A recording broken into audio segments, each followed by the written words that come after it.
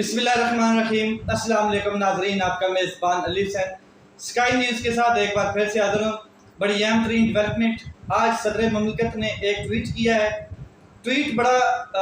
भारी किस्म का ट्वीट है और पूरे पाकिस्तान में इस ट्वीट ने हलचल मचा दी है। मैं आपको एज इट एज पढ़ के सुना देता हूँ उनका ट्वीट क्या है। ट्वीट वो क्या करते हैं, उन्होंने कहा है कि इंग्लिश में भी किया है और उर्दू में भी किया है। मैं अल्लाह को गवाह बना कर कहता हूँ कि मैंने ऑफिशियल सीक्रेट तरमीमी बिल 2023 और पाकिस्तान आर्मी तरमीमी बिल 2023 पर दस्तखत नहीं की, क्योंकि मैं इन कवानीन से मुतफिक नहीं था। मैंने अपने अमले से कहा कि वो बग़ैर दस्तखत शुदा बिलों को मुकर्ररा वक्त के अंदर वापस कर दें ताकि इन्हें गैर मौसर बनाया जा सके। मैंने इनसे कई बार तस्दीक की कि आया वो वापस जा चुके हैं बिल या नहीं, तो मुझे यकीन दिलाया गया कि वो जा चुके हैं। ताहम मुझे आज पता चला कि मेरे अमले ने मेरी मर्ज़ी और मेरे हुक्म के ख़िलाफ़ गए हैं। अल्लाह को गवाह बनाया उन्होंने कहा कि अल्लाह सब जानता है, वो इंशाल्लाह मुझे माफ़ करेगा। लेकिन मैं इन लोगों से माफ़ी मांगता हूँ जो इससे मुतासर होंगे, ये जो बिल जिसके ऊपर दस्तखत नहीं किए और ये क्या कहते हैं कानून बन चुका है। अब मैं ज़रा आपको बता दूं कि कानून कैसे बनता है, बिल कैसे पास होते हैं और कहाँ कहाँ से प्रोसीजर ये आता है सदर मुमलिकत के पास। सबसे पहले काबीना बिल को एक शक्ल देती है, काबीना में मंजूर होता है बिल, उधर से फिर ये काबीना से ये असम्बली हॉल में लाया जाता है, फ्लोर ऑफ द हाउस।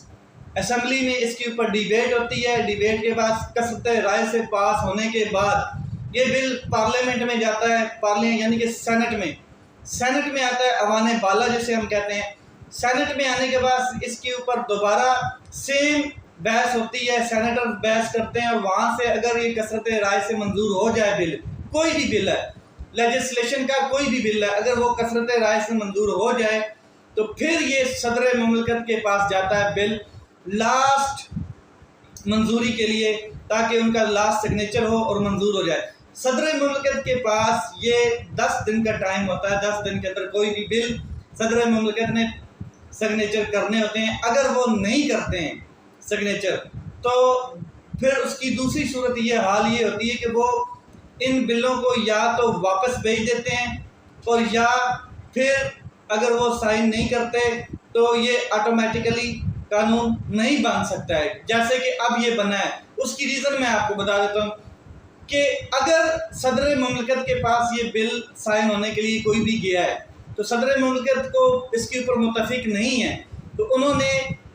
ये बिल उठा के दोबारा वापस भेज देने। उसके ऊपर फिर जॉइंट सेशन होता है सेनेट का और पार्लियामेंट का, यानी कि असम्बली, कौमी असम्बली का। जॉइंट सेशन में ये इसके ऊपर दोबारा डिबेट की जाती है, दोबारा सेटअप बनाया जाता है, दोबारा लेजिस्लेशन सेट की जाती है और फिर सदर मुमलिकत के पास ये दोबारा बिल आता है साइन होने के लिए।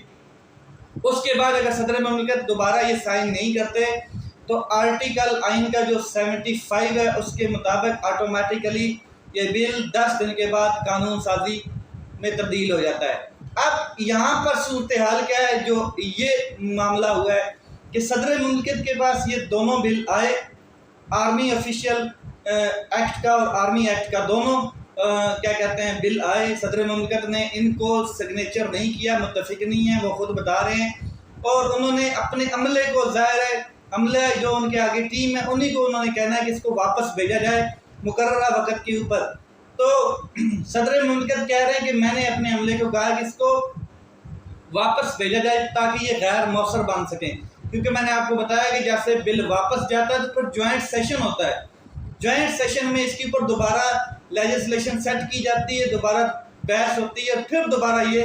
एक नई शक्ल में लाया जाता है कोई भी बिल, उसकी तरमीम करके उसके अंदर चीज़ों के जो एतराज़ात होते हैं वो दूर करके दोबारा सदर मुमलिकत के पास आता है। तो ये प्रोसीजर से नहीं गुजरा है, इसलिए ये बिल ऑटोमेटिकली क्या कहते हैं कानून नहीं बन सकता, क्योंकि आर्टिकल 75 जो है वो आइन का ये कहता है कि अगर बिल जॉइंट सेशन के बाद आए सदर मुमलिकत के पास तो फिर 10 दिन के अंदर उनके पास टाइम होता है कि वो साइन करें। अगर नहीं करते तो फिर ऑटोमेटिकली ये बिल کیا کہتے ہیں قانون سازی میں تبدیل ہو جاتا ہے۔ اب 2-3 اہم سوال۔ صدر مملکت نے آج یہ ٹویٹ کیا ہے، کل خبر چل چکی تھی میڈیا مین سٹریم کے اوپر کہ صدر مملکت نے آفیشیل ایکٹ، سیکرٹ ایکٹ اور آرمی ایکٹ کا جو بل ہے اس کی منظوری دے دی تھی، اس کے اوپر دستخط ہو گئے۔ لیکن جیسے یہ خبر چلی ہے تو جو عملہ تھا، جو انتظامیہ تھی صدر مملکت کی، یعنی کہ عوام صدر کے اندر جو جن کے بارے میں صدر صاحب خود کہہ رہے ہیں کہ میں نے ان کو کہا کہ یہ بل واپس بھیجے جائیں، انہوں نے کوئی اس کے اوپر ریئیکٹ نہیں کیا، کوئی اس کو ڈینائی بھی نہیں کیا، نہ تصدیق کی نہ تردید کی کہ اس طرح کا کوئی معاملہ ہوا ہے یا نہیں ہوا ہے۔ لیکن آج مجبوراً جیسے ہی ان کو پتہ چلتا ہے تو آج مجبوراً صدر مملکت خود ٹویٹ کرتے ہیں کہ بالکل ہے یہ چیز غلط ہے، میں نے اپنے عملے کو کہا تھا کہ اس کو واپس بھیجا جائے غیر مؤثر کرنے کے لیے، تاکہ میں اس سے متفق نہیں ہوں اور اس کے اوپر جوائنٹ سیشن بنے اور دوبارہ اس کے اندر ترمیم ہوں، سیٹنگ ہوں اور پھر یہ آئے اپنی اصلی حالت میں اعتراضات دور کر کے۔ لیکن جو صدر مملکت ہے، آپ کو پتہ ہے پاکستان کا سب سے بڑا عہدہ جو ہوتا ہے وہ پریزیڈنٹ آف پاکستان ہوتا ہے، لیکن اس حد تک آج آپ نے دیکھ لیا ہے کہ جو آگے عملہ ہے صدر مملکت کا، انہوں نے صدر مملکت کی بات کو تسلیم نہیں کیا، ڈینائی کیا ہے اور ان کا حکم نہیں مانا ہے، اور حکم نہ مانتے ہوئے یہ بل سگنیچر ہوئے یا نہیں ہوئے یہ تو صدر صاحب نے بتا دیا کہ نہیں ہوئے، مگر یہ کیسے بل قانون بنا ہے اس کے اوپر اصل مین ڈیبیٹ ہے، کیونکہ نہ تو یہ جوائنٹ سیشن کے لیے گیا ہے بل اور نہ ہی دوبارہ صدر مملکت کے پاس آیا اور نہ ہی پہلی بار صدر مملکت نے سگنیچر کیے ہیں۔ حالانکہ آپ اکثر یہ دیکھتے ہیں کہ صدر مملکت کسی بل کے اوپر سگنیچر کرتے ہیں تو ایک پکچر آپ کے سامنے آ رہی ہوتی ہے، لیکن اس طرح کا کوئی سین نہیں ہے۔ اب 2-3 اہم چیزیں، کیا یہ بل بن چکا ہے، کیا یہ قانون بن چکا ہے؟ ظاہر ہے اس قانون کے تحت، اس بل کے تحت جو آرمی آفیشل ایکٹ ہے، جو سیکرٹ ایکٹ ہے، اس کے تحت مقدمات درج ہو چکے ہیں۔ جناب شاہ محمود قریشی صاحب کو اٹھا لیا گیا آرمی آفیشل ایکٹ کے ذریعے، اسد عمر صاحب، اس کے بعد اور جو سائفر کی تحقیقات میں جو معاملہ، جو مقدمہ ہے جو بنایا گیا اس میں، حالانکہ سائفر کی تحقیقات نہیں ہوئی ہیں، حالانکہ سپریم کورٹ آف پاکستان یا کوئی JIT نہیں بنی ہے کہ اس سائفر کی تحقیقات ہوں، مگر ان کا جو بل ہے یہ جب بن چکا ہے تو اس کے اوپر مقدمات درج ہو رہے ہیں، اور یہ صدر مملکت نے اپنی لاسٹ لائن میں کہا کہ جو اس سے افیکٹو ہوں گے میں ان سے معافی مانگتا ہوں، حالانکہ میں اللہ کو گواہ بنا کے کہہ رہا ہوں کہ یہ میں نے سگنیچر نہیں کیے، میں نے واپس بھیجا ہے بل۔ اب جو معاملہ ہے وہ یہ ہے کہ صدر مملکت کیا سپریم کورٹ میں جا کے اس کو انڈو کروائیں گے اس قانون کو، یا کیا کہتے ہیں سپریم کورٹ آف پاکستان اس کے اوپر جو صدر مملکت کا یہ ٹویٹ ہے اس کے اوپر کوئی ایکٹ کرے گا، اگر ان کے اندر مطلب کہ تھوڑا سا جسٹس سسٹم باقی رہ گیا ہے یا مطلب کہ نظام عدل کہیں پہ باقی ہے۔ ایک چیز تو یہاں سے واضح ہو جاتی ہے کہ جو زور زبردستی طاقتور سیٹ اپ ہے اس نے یہ بتا دیا کہ اس کا قبضہ اوورال پاکستان کے آئین کے علاوہ ہٹ کے تمام اداروں کے اوپر بھی ہے، اور صدر مملکت کی سیٹ، پریزیڈنٹ آف پاکستان کی سیٹ بھی سیو نہیں ہے، وہاں پر بھی یہ دھوکہ ہو چکا ہے، یہ بہت بڑا دھوکہ دیا گیا ہے، اور اس سے جو نتائج نکلیں گے، جتنے لوگ افیکٹو ہوں گے، یہ آپ کو آنے والے دنوں میں نظر آ جائے گا۔ اب یہ معاملہ کس طرف جاتا ہے، کیا سپریم کورٹ میں جاتا ہے یا کیا کہتے ہیں یہ کسی اور طرف جاتا ہے، یہ دیکھنا باقی ہے۔ دوسری اہم چیز جو ہے وہ یہ ہے کہ منظور پشتین صاحب نے ایک بہت بڑا جلسہ تو نہیں کہہ سکتا لیکن جلسہ کیا انہوں نے اسلام آباد کے اندر، اور اس میں شری مزاری صاحبہ کی بیٹی بھی تھی۔ اب وہ منظور پشتین صاحب جو ہیں، یعنی کہ جو PTM کی تحریک ہے، انہوں نے جلسہ کیا، اور آپ نے تمام لوگوں نے دیکھا ہے کہ یہ پچھلے 16 مہینے یہ لوگ خاموش رہے،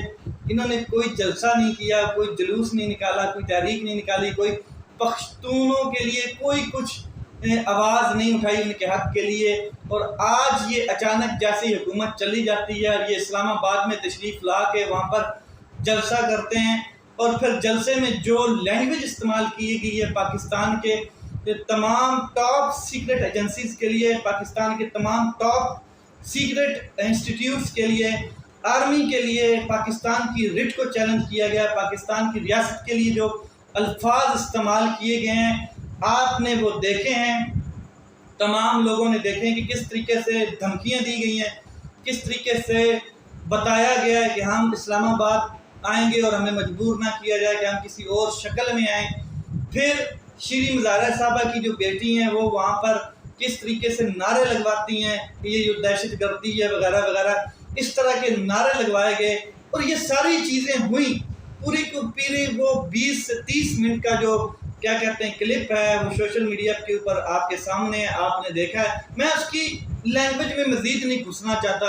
1 to 1 یا 1 by 1 میں نہیں وہ بتانا چاہتا کہ انہوں نے کیا کہا، آپ نے وہ سنا ہے۔ میں صرف آپ کا جو کیا کہتے ہیں پوائنٹ ہے، یعنی کہ آپ کی توجہ جو ہے وہ ایک چیز کے اوپر لانا چاہتا ہوں، وہ یہ ہے کہ یہ پچھلے 16 مہینوں میں کیوں خاموش تھے، ایک چیز۔ دوسرا، ان کو کس نے لانچ کیا، اسلام آباد میں کون لے کے آیا ہے، ٹھیک ہے؟ یعنی کہ آپ دیکھ لیں کہ 9 مئی سے اگر آپ چیزیں دیکھیں کہ کتنی مطلب کہ آئین کی بحران، آئینی بحران سمجھ لیں، اور کتنا مطلب کہ وہ ایک واویلا اور کتنی سٹرکٹ چیزیں ہو رہی ہیں 9 مئی کے بعد۔ اب آپ دیکھ لیں کہ کسی کو اریسٹ نہیں کیا گیا۔ منظور پشتین صاحب کے جو وہ پی ٹی ایم کا جلسہ ہے اس میں سے جس نے تقریر کی ہے